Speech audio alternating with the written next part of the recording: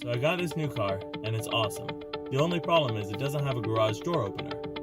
What it does have is a little change pocket. So I thought, wouldn't it be cool if I could take the change holder and turn it into garage door opener? Okay.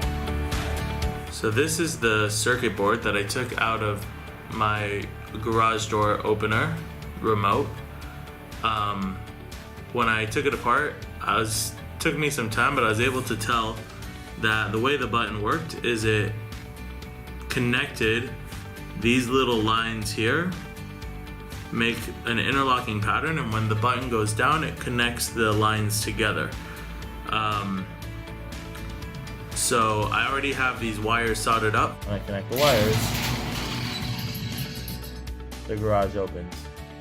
The next step will be to connect this button to the wires, so I'm not messing with wires while driving my car, and to create a mount out of wood to fit in the change holder.